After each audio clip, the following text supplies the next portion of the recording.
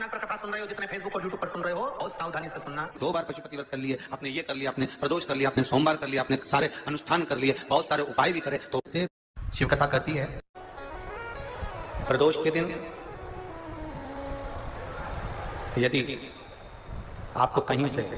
शमी पत्र मिल जाए, प्रदोष के दिन यदि कहीं से आपको शमी पत्र मिल जाए और प्रदोष काल में, प्रदोष का जो समय होता है, शाम का जो समय होता है प्रदोष काल,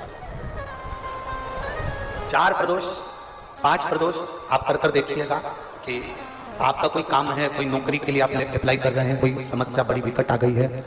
कोई तकलीफ, बड़ा गला पकड़ रहा है बेटा, कोई तकलीफ विकट आ गई है, कोई समस्या विकट आ गई है, प्रदोष के प्रदोष काल में अगर एक शमी पत्र भी आप घर के शिवलिंग को, अब ये करने के लिए आपको मंदिर के शिवलिंग नहीं जाना, अपने घर में जो शिवलिंग, चाहे वो स्फटिक का हो, पारद का हो,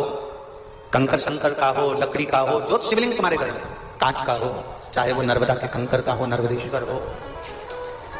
पाषाण का हो, जो शिवलिंग, चांदी का हो, सोने का हो, तांबे का हो, पीतल का हो, जो शिवलिंग तुम्हारे, एक शमी पत्र यदि आप भगवान शंकर के शिवलिंग पर समर्पित कर रहे हो और उस शमी पत्र को उठाकर रात्रि को 9:15 की जो एक मुहूर्त होता है, एक समय होता है, जिस समय पर हम अपने मन की बात भगवान शंकर को कहते हैं, पूर्व में भी इसका वर्णन हम कर चुके हैं कथाओं में, उस 9:15 पर वो शमी पत्र को उठाकर एक कागज में, कटोरी में उसको रखते हैं, 4 या 5 प्रदोष के उस शमी पत्र को अपने पास में रखिए और जिस कार्य के लिए जा रहे हो उसको जेब में ऊपर के भाग में उसको रखकर लेकर जाइए, आपका वो कार्य सफल होकर ही रहेगा, वो रुक नहीं सकता। तो शमी पत्र में इतना बल होता है, प्रदोष का जो शमी पत्र होता है वो बड़ा बलवान होता है, बड़ा प्रदोष, शिवरात्रि,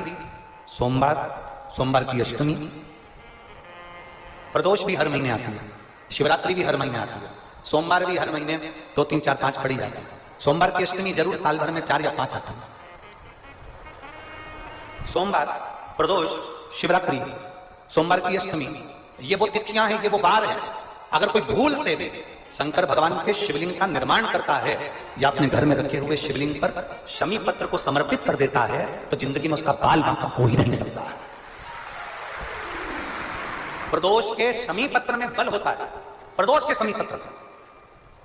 मैं सुनील जी को धन्यवाद दूंगा, आपको बहुत बहुत साधुवाद। ये 5 दिन की कथा में 22 तारीख को प्रदोष पड़ रहा है और बाबा की कृपा है आप पर, जो ये प्रदोष के समय पर भी कथा चल रही है। कथा का समापन 23 को है पर 22 को प्रदोष पड़ जाएगा। कितने किस्मत वाले हैं रेवाड़ी वाले, घर जाके नजर उतरवा लेना, राई नॉन से हो। शिव की कृपा कितनी है आप पर, जरा विचार करिए।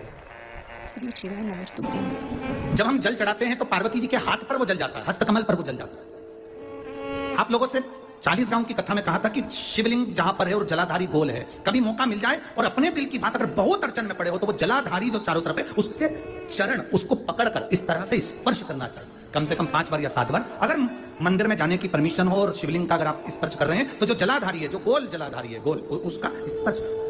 7-5 बार कर अपने दिल की बात करना चाहिए।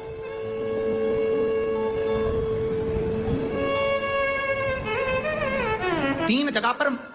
अपने मत्थे को टेकना चाहिए, 3 जगह पर। एक, शंकर के दरवाजे पर जाओ तो अपने मत्थे को जरूर टेको। दूसरा, गुरुद्वारे जाओ या गुरु के दरवाजे पर जाओ तो अपने मत्थे को जरूर टेको। और तीसरा, किसी पवित्र तीर्थ में जाओ या किसी शिव महापुराण की कथा में या पुराण की जहां कथा होती है वहां